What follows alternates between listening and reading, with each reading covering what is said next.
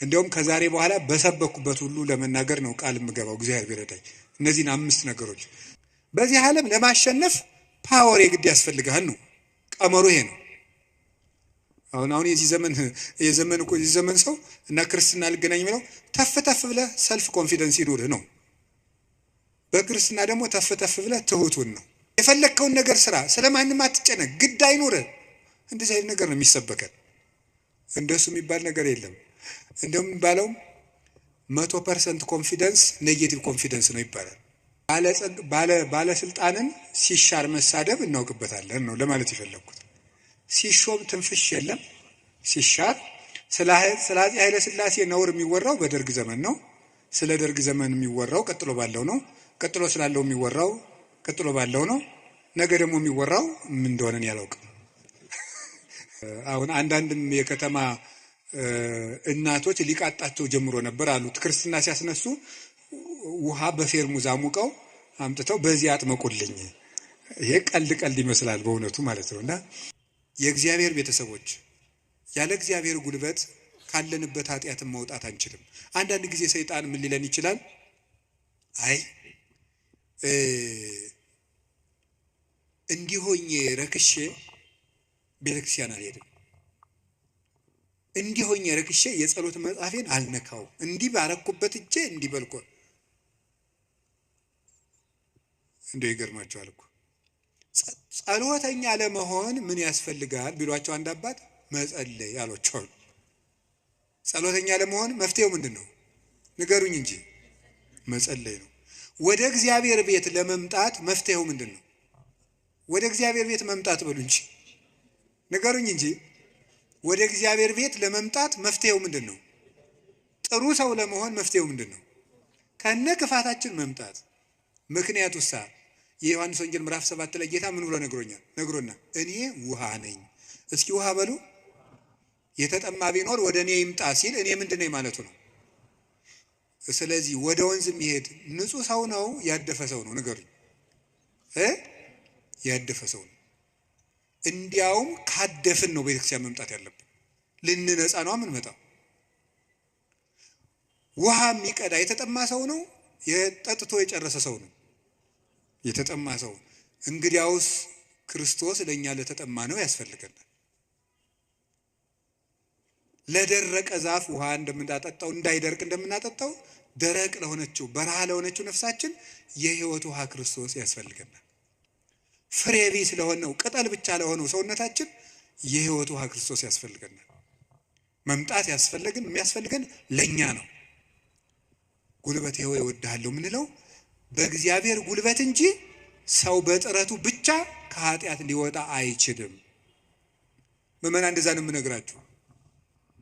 ክርስቶስ ካልጠራን በቀር እውርነታችን አይለቀንም።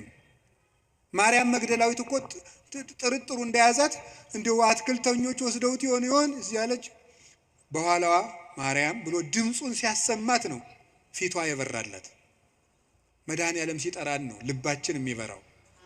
እንዲጠራን ደግሞ ሁልጊዜ መምጣት አለብን። እሱ ጉልበት ሲወጣን ነው የሚወጣው።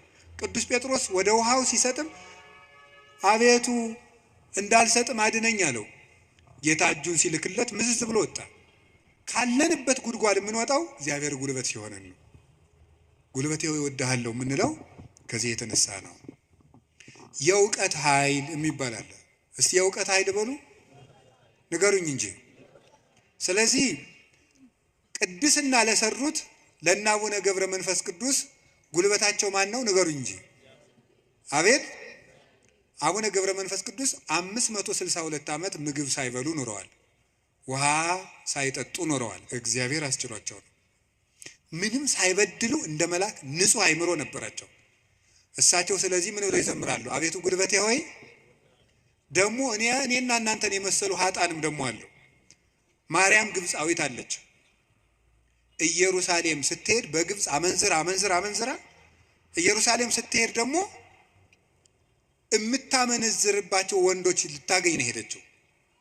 ሰዎች ኢየሩሳሌም ሊሳለሙ ሲሄዱ መርከቡ ውስጥ መሳፈሪያ ሳንቲም አልያዝኩም፣ ክፈይ፣ አልከፍልም፣ እኔ ከፍላለሁ እንዴ ከፈለክ ከኔ ጋር ተኛ እያለች ሰውነቷን ለመርከብ ዋጋ የምትሸጥ ሰው ነበረች። እሷ ሰው ሁሉ ወደ መቅደሱ ሲገባ ደጅ ላይ ያለ ስዕል ግን እሷን ይገፋት ጀመር በኃይል። ቆማ ስታለቅስ የእመቤታችን ስዕል አየቻት። ወደ መሐሪው ልጅሽ ንገሪልኝ አለች።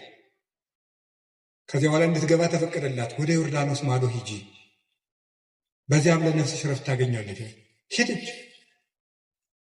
ቤተ መቅደስ ውስጥ ቤተክርስቲያን ለመግባት ቅጥሩን ለመግባት ጉልበት ያልነበራት ግብፃዊቷ ዘማዊቷ ማርያም ክርስቶስ በምሕረት እጁ ከነካት በኋላ ግን ምን ሆነ? ቅዱስ ዞሲማስ ሴት ከመሬት አንድ ክንድ ቆማ ስትጸልይ ነው ያገኘት። እንደዚች ያለችው ኃጥአንም አቤቱ ጉልበቴ ሆይ እወድሃለሁ። ሀገርን ከማሸነፍ ልማድን ማሸነፍ ይበልጣል። ክፋትን ቆርጦ መጣል ከባድ ነው። ሰንሰለትስ ወይ ቆርጠው ይጥሉታል፣ ወይ ፈልቅቀው ይጥሉታል፣ ወይም ደግሞ ያሰሩ ሰዎች ተመልሰው በሌላ ቀን ይፈቱታል። የኃጢአት ሰንሰለትን ግን እግዚአብሔር ካረዳን መፍታት አይቻልም። እና ለዚህ ነው ቅዱስ ዳዊት ጉልበቴ ሆይ እወድሃለሁ ያለ። ለንስሐም ጉልበታችን እግዚአብሔር ነው፣ ለንጽህናም ጉልበታችን እግዚአብሔር ነው፣ ለእውቀትም ጉልበት እግዚአብሔር ነው። የእውቀት ኃይል የሚባለው እሱ ነው። እውቀት ባዶውን ሲነገር ኃይል የለውም። አንዳንድ ጊዜ ይህንን እኔም አስባለሁ።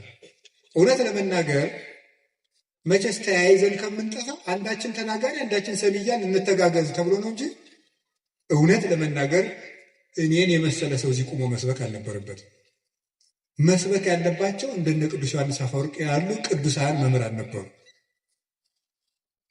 ፍጹም አባት ነበር መስበክ የነበረበት። ቅዱስ ባስልዮስ ዘቂሳርያ ሲያስተምር ከአንደበቱ የሚወጣው የእግዚአብሔር ቃል እንደ እሳት ላንቃ እየተቆረጠ በምዕመናን ትከሻ ላይ ሲያርፍ ይታይ ነበር። ቃሉ ከመነገሩ የሰሚዎቹ መለወጥ ይቀድማል። ይሄ የእውቀት ኃይል ነው። እውቀት ኃይል የሚያገኘው አብዝተው ስላጠኑት ብቻ ሳይሆን እግዚአብሔር አብሮ ሲቆም ነው። እና እውነቴን ልንገራችሁ፣ አብዝታችሁ ጸልዩልን፣ ቆመን እንዳናበላሽ እንዳንጠፋም የምንናገረው ኃይልም እየመጣ በእናንተ ላይ እንዲለውጥ ብቻችን እንዳንቆም እግዚአብሔር አብሮን እንዲቆም የእውቀት ኃይል የሚባለው እሱ ነው። ቅዱስ ጎርጎርዮስ ዘኑሲስ የኑሲሱ ጳጳስ ጎርጎርዮስ ሀገረ ስብከት ላይ ሲመደብ ጥቂት ክርስቲያኖችና ብዙ እምነት የሌላቸው ነው የነበሩት። እሱ ካስተማረ በኋላ ደግሞ የማያምኑት ቁጥር የቀድሞዎቹ የክርስቲያኖችን ቁጥር አክሎ ክርስቲያኖች ደግሞ የቀድሞዎችን ኢአማንያን ያህል በዝተው ነበር ይባላል። ብቻውን ሙሉ አውሮፓን የለወጠው ኃይለ መንፈስ ቅዱስ ያደረበት ብቻውን አንድ ጳውሎስ ነበር ክርስቲያን ያደረገው መጀመሪያ። ለዚህ ነበር የመንፈስ ቅዱስን ኃይል በመግለጥ እንጂ በቃላት ማባበል አላስተማርኳችሁም ይላል ቅዱስ ጳውሎስ። ጆሮአችሁ ይሰማል? የመንፈስ ቅዱስን ኃይል በመግለጥ እንጂ በቃላት ማባበል አላስተማርኳችሁም ያለ ቅዱስ ጳውሎስ። ስለዚህ በእግዚአብሔር ኃይል መጣው እንጂ ቃላትን በማሳመር አልመጣሁም የሚለው ለዚህ ነው። ኃይለ እግዚአብሔር ለእውቀት ያስፈልገዋል። ብቻቸውን ሀገር የሆኑ ሰዎች አሉ፣ ከእውቀታቸው ላይ እግዚአብሔር ቆሞበት።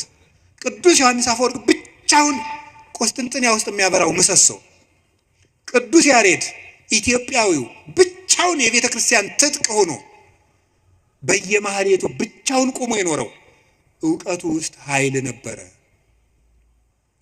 አንቀጸ ብርሃንን እኮ አክሱም ጽዮን ውስጥ ገብቶ ሲጸልይ ቅዱስ ያሬድ ከመሬት አንድ ክንድ አፈፍ ብሎ ቆሞ ነበር። የዚህ ምሰሶ የዚህ ብርሃን የቅዱስ ያሬድ ብርሃን በማህሌቱ ይሄው 1418 ዓመታትን እዚህ ያለውን እዚህ ቤተክርስቲያን ውስጥ የእውቀት ኃይል የተጫነው እውቀት፣ ነጠላ ያልሆነ እውቀት፣ ብልጣብልጥነት የሌለው እውቀት። መማር ማለት ስማርት ቲንኪንግ አይደለም። መማር ማለት ሰው መሆን ነው። ሰው እንድንሆን ጸልዩልኝ። ሁላችንም እግዚአብሔር ሰው ያድርገን እና እንደ ቅዱስ ጳውሎስ ያሉት ብቻቸውን ቆመው ቤተ ክርስቲያን የሆኑት መምህራን አቤቱ ጉልበቴ ሆይ እወድሃለሁ፣ ቢሉት የተገባ ነው። ሌላው የመከራ ኃይል አለ። እስቲ የመከራ ኃይል በሉ። ስንት ኃይል ነገርኳችሁ? ምንድን? አይ ተመስገን እንደው በሉ። እሺ የሥነ ምግባር ኃይል በሉ። ሌላስ? የእውቀት ኃይል። ሌላስ? አቤት የመከራ ኃይል። እሺ የሥነ ምግባር ኃይል። ከዚያ በፊት ምን ብያችሁ ነበር? የአርአያነት ኃይል የሚባለው ይሄ ሞራል የሚባለው እሱ በሁለት ተከፍሎ ስነ ምግባርና አርአያነትና ንስሐ ብለን ከፍለናል። ቀጥሎ የእውቀት ኃይል ብዬ ነገርኳችሁ። ሶስተኛ አሁን የምነግራችሁ ደግሞ የምንድን ነው? የመከራ ኃይል ነው። የመከራ ኃይል የሚባለው ጉልበቴ ሆይ እወድሃለሁ ያለው አሁን ቅዱስ ዳዊት አሸንፏል። ዘመኑን በሙሉ ጠላቶችን አሸንፏል። ያሸነፈ ግን በውጊያ ሳይሆን በምንድን ነው? በመከራ ነው ያሸነፈው። ይገርማችኋል። በመከራ ማሸነፍ ከዚህ ዓለም ሎጂክ የራቀ ነው። በዚህ ዓለም ለማሸነፍ ፓወር የግድ ያስፈልጋል ነው ቀመሩ። ይሄ ነው። አሁን የዚህ ዘመን ሰው እና ክርስትና ልገናኝ ብለው ተፍ ብለህ ሰልፍ ኮንፊደንስ ይኑርህ ነው። በክርስትና ደግሞ ተፍ ብለህ ትሁቱን ነው። ስለዚህ ነገሩ ወዲያና ወዲህ ነው። ከብቷችኋል አይደለም? ትሁት የሆነ ከፍ ይላል ነው። አሁን ደግሞ ራስህን ከፍ አድርግ፣ አትጣል ነው። እንደዚህ ነው። ማስታወቂያ ስራ፣ ገንባ፣ ራስህን አስታውቅ በደንብ። እንደዚህ ነው። የፈለግከውን ነገር ስራ፣ ስለማንም አትጨነቅ፣ ግድ አይኑርህ። እንደዚህ አይነት ነገር ነው የሚሰበከን። እንደሱ የሚባል ነገር የለም። እንደውም የሚባለው 100% ኮንፊደንስ ኔጌቲቭ ኮንፊደንስ ነው ይባላል። ስለዚህ ተገቢ አይደለም። ምንድን ነው ታዲያ? እኛ መከራ ማሸነፍ ነው የሚባለው። ቅዱስ ዳዊት ለምሳሌ እንዲህ ያደረገ። ሳኦል እያሳደደው ሄደ። ቅዱስ ዳዊት ዋሻ ውስጥ ተጠጋ። ሳኦል ዳዊትን ፈልጎ ተኛ እና አበኔር ይባላል የሳኦል የጦር አበጋዝ ከሳኦል ከጨርቁ ጫፍ ቆረጥ አድርጎ ዳዊት ወስዶ አለፍ ብሎ አበኔር አንተ የውሻ ሬሳ አይመስልክ ጌታህን እንዲያርገን የምትጠብቀው አለው። ተኝቶ ነበር ያም ማለት ነው። ግን የቅዱስ ዳዊት ጋሻ ጃግሬዎች አረ ዛሬ እግዚአብሔር ጠላትህን በእጅህ አሳልፎ ሰጥቶልሃል እንበለው አሉት። እናንተ እኔ ከእናንተ ጋር ምን አለኝ? እግዚአብሔር በቀባው ላይ እጄን አላነሳም። እና አባቶቻችን እንዲያውም ትልቅ መከራ ሊገል የመጣ ጠላትን እጅ ላይ ጥሎ ምሮ መስደድ ነው ይላል። ይሄ እኮ የልብ መከራ ነው። እናንተ አሁን ታደርጉታላችሁ? አሁን እኔ ለምሳሌ ዱላ ይዤ ያባረርኳቸው ቤታችሁ ብመጣ ነው ኋላ አጥቻችሁ እኔን ድንገት እንቅልፍ ቢጥለኝ ተነስታችሁ እንዴት ነው የምታረጉት? ምንም አታረጉ። እናንተ ክርስቲያኖች ናችሁ። ለሁሉም ግን ዳዊት ሰው የማይወጣውን ተራራ የወጣ ተራራ ነው የሚባለው። ልጅ የልብ ጉልበት ያስፈልጋል። ትዕግስተኛ ለመሆን የልብ ጉልበት ያስፈልጋል። አውቆ ሰው ገለባ ነው። ፍርድ ቤት ውስጥ ባልና ሚስት ተካሶ ዓለም እየቀለጠ ያለ ትዕግስት በማጣት አይደለም፣ በቃላት ጦርነት አይደለም። እንደው አታፍሩም ወይ? እንዲህ ብሎ ሰድቦኝ እንዲህ ብላ ሰድባ እያላችሁ እንደው አታፍሩም? የእውነቴን እኮ ምድረች ጦር ይዞ የመጣውን ጠላቱን እጁ ላይ ሲያገኘው እግዚአብሔር በቀባው ላይ እጄን አላነሳም። ሌላ ቀን እኮ ደግሞ ምን አደረገው? ዳዊት ወልዴ ቃልከ ማይዜኒ፣ ዳዊት ወልዴ ቃልከ ማይዜኒ። ዳዊት ስትዘምር እኮ ደስ ይለኛል እና በገና ደርድርልኝ አለ። የዋሁ ዳዊት በገና ሊደረድር ሲሄድ ጦሩን ሳኦል ይዞ ሲወረውርበት አድነን እግዚኦም ብእሲኩይ፣ አቤቱ ከክፉ ሰው አድነኝ ሲል ጦሩ ብዳ ከግድግዳው ላይ ተተከለች። ያንን ደግሞ መልሶ ሌላ ቀን ፈልጎ አገኘ። አሁንም ሳይገለው ጥሎት ሄደ። ዳዊት ሳኦል እየፈለገው ሄደ። ዳዊት ግን ይላል ለእድሙ ድህር የሆኑ ጸላይቴ፣ ጠላቶች ወደ ኋላቸው ይመለሱ ይላል። ሳኦል መንገድ ጠፍቶት ተመለሰ። ደክሞ ማሸነፍ የእግዚአብሔራዊነት ነው። ከዛ ምን አደረገ? ጎልያድ በመጣ ጊዜ ዳዊት በሰይፍ ነው ያሸነፈ በጠጠር? እስኪ ንገሩኝ። ስለዚህ የዳዊት ጉልበት ሰይፍ ወይስ እግዚአብሔር? ንገሩኝ እንጂ ጠጠሯ ናት ያሸነፈች ወይስ የእግዚአብሔር ስም? የእግዚአብሔር ስም ከተጫናት ጠጠርም ኃይል አላት። እግዚአብሔር ከሌለው ግን ሰይፍም ያስገድላል። ጎልያድ ሰይፍ ይዞ ሄደ፣ ዳዊት እግዚአብሔርን ይዞ ሄደ። ከዚያ በኋላ ስም ወረገመኒ በአማልክት ይሁርኩሳን በረገሙ ጣዖቶቹ ረገመኝ ዋን ሳይኩ ሰለስተ አይባነ ሙስተፈለግ እኔ 3 ድንጋዮችን ከባህር አነሳው ወጸፍክዎ ዲበ ፍጽሙ ግንባሩን አልኩት አሚሃ ወርቀ በኃይል እግዚአብሔር በእግዚአብሔር ኃይል ያን ጊዜ ወደቀ። ወነሳይኩ ዘምላይሌው ሰይፈ ከሱ ሰይፍን ወሰድኩ ወመተርኩ ርሶ ለጎልያድ የጎልያድን አንገትም ቆረጥኩት አለ። በራሱ ሰይፍ እንዲወድቅ ያደረገው ጉልበቴ ሆይ እስኪ በሉ ሁላችሁም ንገሩ እንጂ። አዎ ይሄን የሚያደርገው የእግዚአብሔር ስም ነው። ቅዱስ ዳዊት አንተ ብላቴና ጨንገር ይዘህ የምትመጣ እኔ ውሻ ነኝ ነበር ያለ ጎልያድ። እና እንግዲህ ስጋህን ለሰማይ አዕዋፍ ለምድር አራዊት ቆራርጬ እሰጠዋለሁ አለው። አዎ አንተ ከውሻም ታንሳለህ። ውሻ ጌታውን ያውቃል፣ አንተ ግን ፈጣሪን አታውቅም። አንተ በሰይፍ ትመጣለህ፣ እኔ ግን አንተ በምትገዳደረው በእስራኤል አምላክ ስም እመጣለሁ አለው። የእግዚአብሔርን ስም ይዞ ሄደና ያንን 6 ክንድ እስራኤልን ያስጨነቀ ሰው ገረሰሰው። ስለዚህ ጉልበቱ እግዚአብሔር ነው። ጉልበቴ ሆይ እወድሃለሁ አለው። ከገዛ ቤተ መንግስቱ አኪጦፌል የሚባል መካሪ ተነስቶ አቤሴሎምን የገዛ ልጁን አስነስቶ ምንድነው ያደረገ? ዳዊትን ሲያዋርደው የዳዊትን ሚስቶች በሙሉ እስራኤል በተሰበሰቡበት ድንኳን አስጥሎ አገር እያየ የአባትህን ሚስቶች ድፈራቸው ብሎ ገብቶ የአባቱ ሚስቶች እንዲደፈር በመጽሐፍ ቅዱስ የተጻፈ ነው አድርጎ አኪጦፌል የሚባል ሰው አዋረደው። ዳዊትን ሄደ፣ ተሳደ፣ ወጥቶ ሄደ ከቤተ መንግስቱ። ዳዊት ኃያል እኮ ነው። ስሙ ሲጠራ እኮ ሽም ይደነግጥለት ነው። ኃያላን የጦር መሪዎች አሉት። ግን ምንድነው ያደረገ? እግዚኦ ሚበዙ ለይሳቅዩን ብዙሃን ቆሙ ላይሌ ብዙሃን ይቤልዋ ለነፍሴ እያድህነኪ አምላክኪ አንተስ እግዚኦ ምስካዬ አንተ። አቤቱ የሚያስጨንቁኝ ምንኛ በዙ፣ ብዙዎች በእኔ ላይ በጠላትነት ቆመዋል። ሰውነቴንም የሚያድንሽ የለም ይሏታል።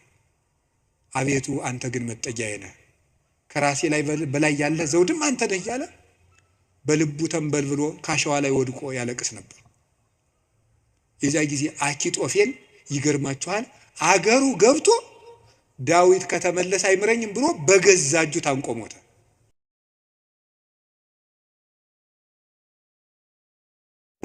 ማዶ ላይ ደግሞ በመጽሐፈ ሳሙኤል እንደተጻፈው ማዶ ሄዶ ዮርዳኖስን ሸገር ብሎ በቀትር እግዚኦ እልዋ ለምክር አኪጦፌል አቤቱ ጌታዬ የአኪጦፌልን ምክር አፍርስበት ይላል። በዳዊት ሞት እየተመከረ ዳዊት ምን ያደርጋል? አቤቱ የአኪጦፌልን ምክር አፍርስበት ይላል። የመከረበትን ሰውዬ ሄዶ እንዳያስረው ተሰዷል። ጉልበት የለውም ዳዊት፣ ሰራዊት አልቆበታል። ስለዚህ ምን አደረገ? አንድ ጉልበት አለው፣ እግዚአብሔር ነው። የአኪጦፌልን ምክር አፍርስበት አለው። አኪጦፌል ምን አደረገ? መላው አእላፈ እስራኤል ሰብስብ፣ የዳዊትን ሚስቶች በአደባባይ አስነውራቸው። የዚያን ጊዜ ዳዊት እንደተዋረደ ቀን እንደጣለው የእስራኤል ሰዎች ያውቃሉ። ያን ጊዜ ዳዊትን ተከትለን ሄደን እንግደለዋል፣ የአባትህን አንገትም ቆርጬ አመጣልሃለሁ ብሎ መከረ። እንዲህ ብሎ ሲመክር ዳዊት ምን አለ? አቤቱ የአኪጦፌልን ምክር አፈርስበት ሲል ምን አለ? እግዚአብሔር በጠላቱ በአቤሴሎም ላይ የምክር ጥርጥር አሳደረ። አይ የአንድ ሰው ምክር አይመቃም፣ ሌላ ሰው ምክርን ጨምር የተባለ አለና የዳዊት የቀድሞ አማካሪ የነበረ ኩሲ የሚባል ሰው ነበረ። ሽማግሌውን ኩሲንም እስኪን ጠይቀዋል። ኩሲ እንደምን አለ? ደህና ነኝ። ምን ነው ቀድሞ ስታማክረው የነበረው ዳዊት ሲሰደድ እዚህ ቀረ? እኔ ምን ጊዜ የማማክር እግዚአብሔር የቀባውን አለው። ውስጡ ቅኔ ነው። ቅኔው ምንድን ነው? አሁንም እኮ የማን አማካሪ ነኝ እያለው ነው። አንተንማ እግዚአብሔር አልቀባም እያለው ነው። አሁንም የእሱ ነኝ እያለው ነው። ለእሱ ግን የመሰለው ምን እያለው ነው? አንተን ከሾመ ያንተ አማካሪ ሆናለሁ እያለው መስሎታል። እሳ ምን አደረገው? አኪጦፌል ምን ብሎ መከረ? አኪጦፌል እንዲህ ብሎ መክሯል። አንተ ምን ትላለህ? አኪጦፌል ቶሎ ብለን ዳዊትን እንግደለው አለ። አንተሳ ምን ትላለህ አለው። ዳዊት ምን እያለ ነው? አቤቱ የአኪጦፌልን ምክር ተናገሩ እንጂ አፍርስበት በሉ እንጂ እያለ ያለቅሳል። ኩሲ መጣና ምን አደረገ? አይ እቺ ምክር አንዲት ናት፣ አንድ ምክርማ አይረባም፣ ከገሌ ምክር የገሌ ምክር ይሻላል ተብሎ የቤተ መንግስት ምክር ከአንዱ ምክር የአንዱ ምክር ተመርጦ ነው እንጂ የአንድ ሰው ምክርማ አይረባም። ስለዚህ ምክር ይመከር፣ ቆይ ውለን እንደር። አባትህ ዳዊትን ታውቀዋለህ፣ ኃያል ነው። እነ አበጋዞቹ እነ ኢዮአብም ኃያላን ናቸው።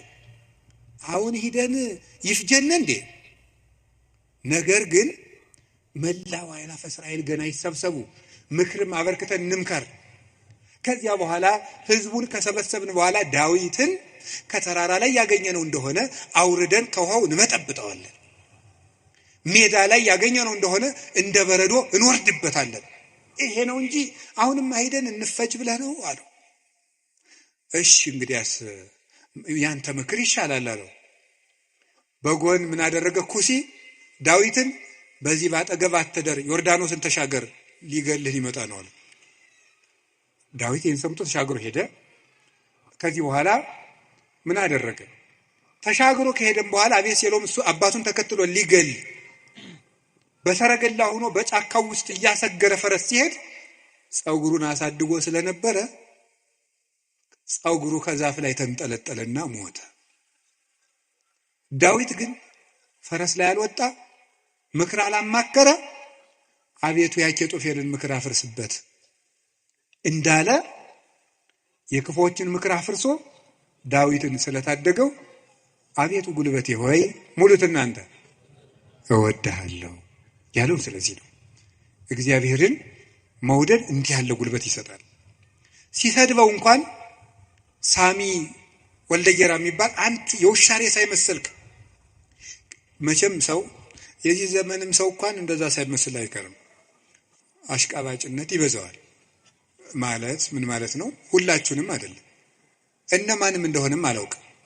ዞሮ ዞሮ ግን ባለስልጣንን ሲሻር መሳደብ እናውቅበታለን ነው ለማለት የፈለኩት።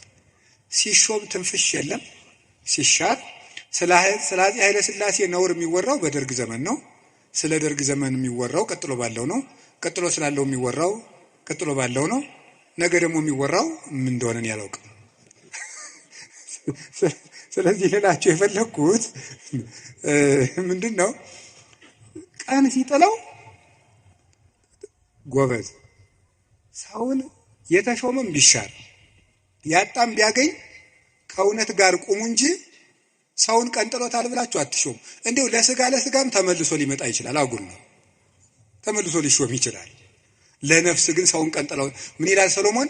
ቀን የሚያመጣውን አታውቅምና በጠላት ውድቀት ደስ አይበልህ ይላል። ስለዚህ ሳሚ የሚባለው አንተ የውሻ ሬሳ የመሰልክ ጭንጋፍ አለው ዳዊትን ያህል ጌታ ያን ከፍ ያለ ሰማይ እነ አቢሳ የሚባለው የእህቱ ልጅ ይሄ የውሻ ሬሳ የመሰለ አንገቱን ልቁረጠው አለ። ተው እግዚአብሔር ሰደበው ብሎት ነው አለ። እግዚአብሔር ሰደበው ብሎት ነው። ይሄ ስድብ የሚያመጣውን ዋጋ አታውቅም አለው። ዳዊትም ጠላቶቹ ሁሉ ጠፍተው መልሰው ዘመኑ ተመልሶለት ቤተ መንግስቱ ገብቶ ፈጣሪውን አገልግሎ ዘመነ ቅዱሳንን ተጉዞ የእግዚአብሔርን ረፍት አረፈ። አቤቱ ጉልበቴ ሆይ እወድሃለሁ ያለው ደካማ እንባው ጦር የተሸከሙ ጠላቶችን ድል ስለነሳችለት ነው። አሁንም ጉልበት እግዚአብሔር ጉልበታችን ነው ማለት ባጭር ቃል ለመጠቅለል አንድ እግዚአብሔር ጉልበታችን ነው ማለት ከኛ ዕውቀት ውጭ የሆነ ነገርን እግዚአብሔር ያደርግልናል። አንድ ከኛ ዕውቀት ውጭ የሆነ ነገር ነው። ለምሳሌ አንድ ሰው ትዝ ይለኛል፣ እናቱ ታመው እንደ የሰማህ እንደሆነ እንዳትቀየመኝ አደራን ጸበል ይጠመቁ ስንለው በጣም የተማረ ሰው ነው። በጣም ቆይ ጸበሉን የውሃው አይነት ከደማቸው ጋር ማች እንደማድረግና ለማድረጉን መመርመር አለብን። ትንሽ ፈገግ ያሰኛል። እና ይሄ ፈጽሞ አሁን አንዳንድም የከተማ እናቶች ሊቃጣቸው ጀምሮ ነበር አሉት። ክርስትና ሲያስነሱ ውሃ በፌርሙዝ አሙቀው አምጥተው በዚህ አጥመቁልኝ። ይሄ ቀልድ ይመስላል በእውነቱ ማለት ነውና ቆይ ክርስትና ሲነሳ ልጄን ይበርደዋል ብላችሁ ታስባላችሁ እናቶች? እንደዛ ካሰባችሁ ሞታችኋል በሉት። ሰውም አይደላችሁ። ክርስቶስን እየለበሰ እኮ ነው። እንዴት ይበርደዋል? ሰው ሲጠመቅ ክርስቶስን ነው የሚለብሰው። ገላትያ ምዕራፍ 3 ላይ ያለ የተጠመቃችሁ ሁሉ ክርስቶስን ለብሳችሁታል ማለት ነው። እና አንዳንድ ጊዜ ዕውቀታችን ጣልቃ ይገባና እቺ ዲግሪ ላይ አንዳንድ የተጠራቀመች ነገር ትረብሻለች፣ እምነትን ትረብሻለች። እሱን ተውትና እግዚአብሔር ከዕውቀት በላይ ይሰራል። እስኪ በሉላችሁ፣ ከምን በላይ ይሰራል? ከዕውቀት በላይ ይሰራል። ከኛ አቅም በላይ ያለው በእግዚአብሔር ይከናወናል። አቤቱ ጉልበቴ እወድሃለሁ የተባለው እሱ ነው። አንደኛ መጠጊያ ማለት ነው። ሁለተኛ እግዚአብሔር ከኔ አቅም በላይ የሆነውን ከተፈጥሮ ሕግ በላይ የሆነውን ነገር እሱ ይፈጽመዋል። ሶስተኛ ደግሞ የማረባ ሰው በሆንም እንኳን እግዚአብሔር እጁ ከያዘኝ ግን ትልቅ ሰው ሆናለሁ ማለት ነው። እግዚአብሔር ጉልበት ሲሆነው ውሃ ይገባና ምን ይሆናል? ጸበል። አፈር ይገባና ምን ይሆናል? እምነት። እግዚአብሔር ጉልበት ሲሰጣት የ15 ዓመት ልጅ ማንን መሸከም ትችላለች? ድንግል ማርያም እግዚአብሔርን ተሸከመችው። እግዚአብሔር ጉልበት ነው። እሱ ጉልበት ባይሆን እሳትን ማን ይታቀፋል? ማንም። እግዚአብሔር ጉልበት ሲሆን እሱን እንኳን እንችለዋለን። ስለዚህ የእግዚአብሔር ቤተሰቦች በእግዚአብሔር በርቱ፣ እግዚአብሔርን ጉልበት አድርጉት። ሁላችንም በእግዚአብሔር እንመካ። ሁልጊዜ ጸልዩ። አንድ ነገር ብቻ ልናገር። ወደ እግዚአብሔር ለመሄድ ከየት ልጀምር ካላችሁኝ ጸልዩ። መንፈሳዊ ሕይወት ከየት ዛሬ ምናልባት ዛሬ ብቻ ቃለ እግዚአብሔር የምትሰሙ ሰዎችም ትኖራላችሁ። ዛሬ ድንገት የመጣ መጥቶ የማያውቅም ሊኖር ይችላል። መንፈሳዊ ሕይወት ከየት እንደምጀምር ግራ ገብቶኛል ካላችሁ መንፈሳዊ ሕይወት መጽሐፍ ቅዱስ ሂድና አጥኑ ወይም እንደዚህ አድርጉ ወይም እንደዚህ አይደለም። መንፈሳዊ ሕይወት መጀመሪያ ከጸሎት ጀምሩ። በቃ ሌላ መጀመሪያ አባታችን ሆይ በቃ እሱም በሉ። ከዛ ቤተክርስቲያን ውስጥ ተሳተፉ፣ አስቀድሱ። ከዚያ በኋላ መጽሐፍ ቅዱስን በደንብ ተማሩ። እነዚህ ሶስቱ ሁልጊዜ የቤት ስራ እሰጣችኋለሁ፣ እኔም እናንተም ታደርጉታላችሁ። አሁን ዛሬ መልሼ ልሰጣችሁ ነው። ከዚህ በኋላ በሄድኩበት ሁሉ እናገራለሁ፣ ሰው ቢሰለችም ባይሰለችም። እንደ ከርቤ እስከምትመር ድረስ ተናገር ብሏል አንድ የቤተክርስቲያን አባት። እሺ፣ አንደኛው በቀን እንድታደርጉት ሁልጊዜ ነው የምነግራችሁ። እዚህ መድረክም ተናግሬያለሁ። አንደኛው በቀን አንድ ምዕራፍ መጽሐፍ ቅዱስ አንብቡ። ሁለተኛው በቀን ቤተክርስቲያን ሳትገቡ አትዋሉ። እንዲያውም ከዛሬ በኋላ በሰበኩበት ሁሉ ለመናገር ነው ቃል የምገባው። እግዚአብሔር ቢረዳኝ እነዚህን 5 ነገሮች ሰው እስኪያደርጋቸው ድረስ ከቻልኩ እስከምሞት እናገራለሁ። እናንተም በጸሎት ካሰባችሁኝ እና ካስጨረሰኝ። ስለዚህ የመጀመሪያው አንድ ምዕራፍ መጽሐፍ ቅዱስ በቀን አንብቡ። ሁለተኛው ቤተክርስቲያን ሳትገቡ አትዋሉ። በቀን መግባት የማያስችል ተፈጥሯዊ ግዳጅ ከገጠማችሁ ደጅ ላይ ቆማችሁ ሄዱ። ሶስተኛው በሳምንት አንድ ቀን ቢያንስ አስቀድሱ። ውስጥ ገብታችሁ በሳምንት አንድ ቀን ቢያንስ ማለት ነው። አራተኛው ንስሐ ግቡ። ንስሐ ግቡ። ንስሐ እንዲያውም ምንድን ነው የምትባለው? ሌላኛይቱ ከእግዚአብሔር የተሰጠችን ልደት ናት የሚባለው። አንድ ልደት ከእናት አባት ተወልዳል። ሌላ ልደት ደግሞ በጥምቀት እንደገና እሷ ስትደበዝዝ ደግሞ እግዚአብሔር በንስሐ ልደት ሰጠ። አዳም ከሔዋን እሱን የመሰለ ልጅ እንደወለደ ይላል አረጋዊ መንፈሳዊ የተባለ ልጅ። አዳም ሔዋን ከምትባል ሚስቱ እሱን የመሰለ ልጅ እንደወለደ ክርስቶስ ከንስሐ ማህፀን እሱን የመሰሉ ልጆችን ይወልዳል። ደስ አይላችሁም? እዚያ ንስሐ ማህፀን ውስጥ ገብተን እንደገና ክርስቶስን የመምሰል አባታችን እግዚአብሔርን የመምሰል እድል አለን። እሱ የመንፈስ ቅዱስ ጉልበት ስለሆነ አቤቱ ጉልበቴ ሆይ እወድሃለሁ እንድንል የፈለግኩት። ንስሐ ግቡ። የመጨረሻው ጸልዩ። ሳትጸልዩ አትብሉ። ሳትጸልዩ እቤት አትውጡ። ብትችሉ ስግደት ስገዱ። ጥቂት ስገዱ። ትንሽ ከቻላችሁ 41 ካቃታችሁ 21 ካቃታችሁ 7 ካልሆነም 3። ይኸውላችሁ እኛ ለእግዚአብሔር ስንሰግድ ሰይጣን ከኛ እግር ይወድቃል። ሰው ለእግዚአብሔር ሲንበረከክ የሚያንበረክኩት ከሱ ስር ይንበረከካሉ። ዳዊት ለእግዚአብሔር ይንበረከካል። እግዚአብሔር የዳዊትን ጠላቶች ለዳዊት ያንበረክካል። ቀመሩ ይሄ ነው። እኛ ለእግዚአብሔር እንንበረከክ፣ የሚያንበረክኩንን አጋንንት ደግሞ እግዚአብሔር ያንበረክካቸዋል። ሰው ለእግዚአብሔር ሲንበረከክ ትልቅ ነገር ነው። ስለዚህ ጥቂት ስግደት በቀን ስገዱ፣ ጸልዩ፣ ጸሎት አታቋርጡ። ለጸሎታችሁ ደግሞ ቀመር አታብጁለት። ማለት ነው ዛሬ ንጹህ ነኝ ልጸልይ፣ ዛሬ ረክሻለሁ አልጸልይም። በቃ ሁል ጊዜ ዝም ብላችሁ ጸልዩ።